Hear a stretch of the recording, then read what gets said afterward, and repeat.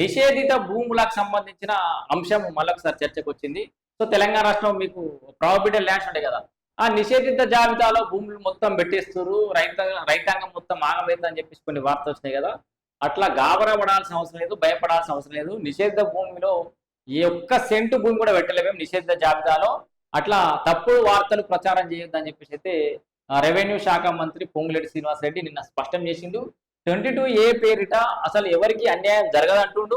So Hyderabad నగర ప్రాంతంతో పాటు ఇతర జిల్లాల్లో కూడా ఇవే ఆదేశాలు కూడా పాటించాలి. అందరూ క్షుణ్ణంగా పరిశీలించిన తర్వాతనే ఈ దరఖాస్తుల పరిశీలన చేసిన తర్వాతనే న్యాయం చేయాలని చెప్పేసి అయితే పొంగులేటి చెప్తుంది. ఏం చెప్తున్నాను చూద్దాం.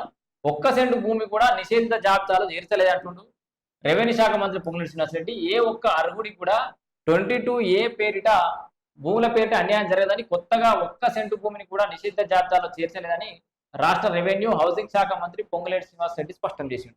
సో 22A దరఖాస్తులు ఫిర్యాదులను నిర్ణీత గడువులోనే పరిష్కరించాలని అన్ని జిల్లాల కలెక్టర్లకైతే మంత్రి ఆదేశాలు జారీ చేసిండు. సో మన క్యూర్ పరిధిలో 22A నిషేధ భూములకు సంబంధించిన వివిధ అంశాలపైన మంత్రి సమీక్ష నిర్వహించింది. దీంట్లో అర్హులైన ప్రతి ఒక్కరి హక్కులను కాపాడడం, అదే సమయంలో ప్రభుత్వ భూములను రక్షించడం రెండు లక్ష్యాలతో పనిచేస్తున్నామని రాష్ట్రంలో కాంగ్రెస్ ప్రభుత్వం వచ్చిన తర్వాత ఒక్క సెంటు భూమిని కూడా 22A జాబితాలో చేర్చలేదని చెప్పేసి ఇప్పుడు వివాదాలు లేని ప్రైవేటు భూములను నిషేధ జాబితాలో చేర్చాలన్న ప్రచారం పూర్తిగా అవాస్తవం అంటుంటూ 22A అంశంలో ప్రభుత్వ ఆలోచనలు సూచనలకు అనుగుణంగా అధికారులు పనిచేయాలని, అర్హులైన వారికి న్యాయం చేయడం ప్రభుత్వ బాధ్యత అని, నిషేధిత జాబితాలో ఉన్న భూములను సమగ్రంగా పరిశీలించాలని, చట్టబద్ధంగా నిబంధనల మేరకే అర్హులను గుర్తించాలని చెప్పేసి అయితే నిర్ణయం తీసుకోవాలని చెప్పేసి అయితే అధికారులకు ఆదేశించినట్టు చెప్తుండు. ప్రతి దరఖాస్తును సమగ్రంగా పరిశీలించాలని చెప్తుండే. అట్లనే ఇది క్యూర్ పరిధికి సంబంధించిన అంశమే అయినప్పటికీ కూడా రాష్ట్రంలోని అన్ని జిల్లాలలో కూడా ఇదే పద్ధతి ఫాలో కావాలని చెప్పేసి అన్ని జిల్లాల కలెక్టర్లకు అయితే ఆదేశాలు జారీ చేసిరట. తహసీల్దార్ కానీ, ఆర్డీఓ కానీ, సబ్ కలెక్టర్ కానీ, జిల్లా కలెక్టర్ స్థాయిలో వచ్చే ప్రతి దరఖాస్తును సమగ్రంగా పరిశీలించి అర్హులైన వారికి న్యాయం చేయాలి. ప్రజావాణిలో ఇప్పటివరకు వచ్చిన దరఖాస్తులపై ప్రత్యేక దృష్టి కూడా పెట్టాలంటుడు.